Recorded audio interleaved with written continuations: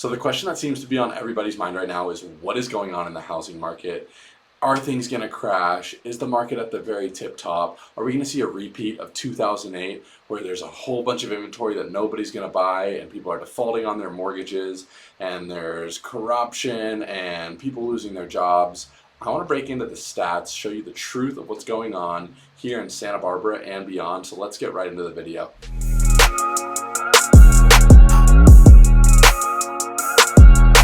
Currently the back half of August 2022, and I think a really important thing to consider before we even break down the numbers and the stats is that the COVID market is not a normal, or I would even call a healthy market. We were seeing in Santa Barbara annual appreciation for both single family homes and condos north of 20%. That means if you bought a $1 million home or condo, the next year it's worth $1.2 million.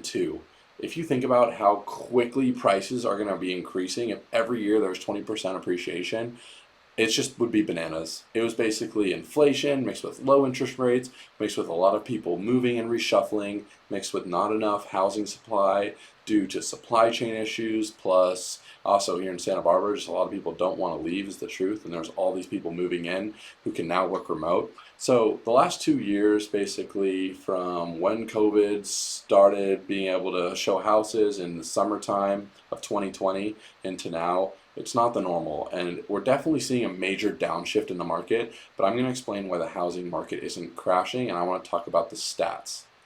So one stat that clearly indicates that we are in a market that is rebalancing, and it's kind of one of the leading indicators to when the market's shifting, is price reductions. So that means if a property is on the market listed at X price and they reduce the price, that's counted as a price reduction. And I want to show you something interesting. So from March of 2022, that was really the peak of the craziness. There was multiple offers on every property. There was no inventory for sale, especially here in our market. Buyers were going up against 5, 10, 15 offers. One client of mine, we wrote like $300K over ask price, cash, and we got beat. Someone wrote like $500K over ask price on like a 2-bedroom, 1-bath. That was listed at $1.3 million. It was just bananas. So in March of 2022, there were 19 price reductions. That means 19 properties. This is all the way from Goleta through Carpinteria. This includes Santa Barbara proper. It includes Montecito.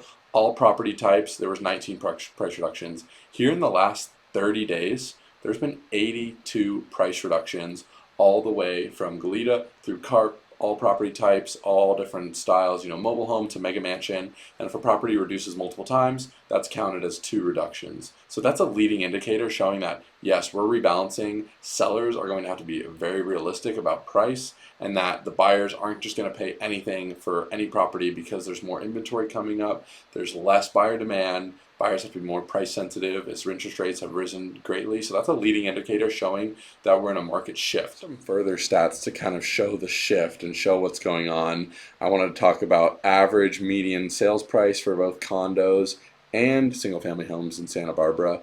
So if you look at the June stats, the average sales price for a single family home was 3.177 and some change. 3.177 million, and the median sales price is a little bit over 2.25, 2.275 for a single family home in Santa Barbara. Condos $1,330,000, and average price and median price at $1,063,000. The total sales, what you can be seeing though is the number of sales year over year has been going down because last year there was just a crazy amount of transactions happening. You see cash sales at 35%, which was high, even though interest rates are up. We still have so many cash buyers, but the number of sales overall was down. So that's the June stats. So remember those average and median prices when you're thinking about June. Let's dive in right now and show you July. So in July, the average sales price actually came down from 3.1 and change to right under 3.1. The median sales price also is down more significantly as well. And I think that, there was less transactions in the month of July, less buyers being overly aggressive in terms of the bidding wars, and that brought the average and median sales price down. Average and median sales price for condos is also down. So you can see that, our price is really going down. I would just say that in this case, the average and the median were down because there was just less transactions As you see in the previous month, 147 sales, and this month there was 100. And buyers are being more cost sensitive, and those who are priced to the sky aren't selling. And even though it's year over year appreciation, the average and the median came down, and that was probably the first time the average and median came down in a while that we're seeing. Cash sales down as well. The stock market's been bouncing around, and that really affects the number of cash sales because people are borrowing usually from their stock accounts. And you can just see that the number of sales is down, but look here, the average and the median is still up. But actually, if you look at single family from July 21, that's interesting. The median is down 1%, while the average is up 5%. I would like to look at both numbers. The average does take into account more of those really high and also some of those lower ones, where the median chops out the really high and lower sales and kind of gives a more clear picture. But it's interesting to see that our average and our median sales price from June of 2022 to July went down, even though it's slight. Another leading indicator that's showing that buyers basically have more strength and more options to choose from is we saw the number of cancellations nationwide go up significantly. In the month of July, 16% of the accepted offers were canceled across the nation. And we've seen that here in Santa Barbara too, where cancellations are going up.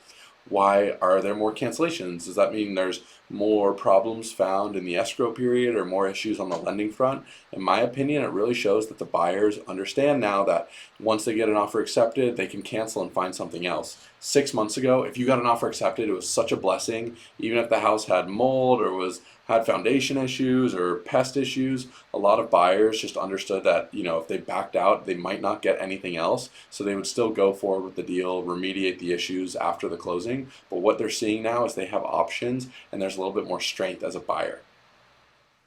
So here's the truth. Well, it's not 2008. We are seeing a downshift in the market, but there's a couple different pros and cons that come with it. Is, of course, a lot of buyers feel like they've missed out. The interest rates aren't quite as favorable as they were 6 months to a year ago. But the thing about that is this, as a buyer right now, you should be feeling a little bit more encouraged. You're not going to be facing as many multiple offer situations. You're not going to have to be waiving contingencies, going in potentially all cash or stretching yourself like you would have had to get a property, at least here in Santa Barbara 6 months ago. And is the housing market going to crash in the future? We're seeing still a lot of new millennials entering the marketplace. The baby boomers are more aging in place, so just the supply and demand is still not going to catch up. I believe strongly the housing market is not going to crash in the near or far future. I see this correction being needed and kind of necessary, and a lot of my clients are really excited and jumping back in the market. But the truth is, I don't have a crystal ball. I don't know what the future exactly entails. I just have the stats and the data, and we're definitely seeing a downshift right now after 2 years of quite honest, just insanity in our housing market for Santa Barbara and beyond. I would love to know your thoughts, what you think is going to happen in the housing market. Please jump in the comments, start a conversation with me. I'd love to answer any questions you guys have. I would so appreciate you liking and subscribing this video so it can reach more people. And I make content like this all the time. I make content about Santa Barbara, I make content about real estate, make content about both. So if you have other stuff that you have questions about, feel free to reach out anytime, and we'll see you guys in the next video.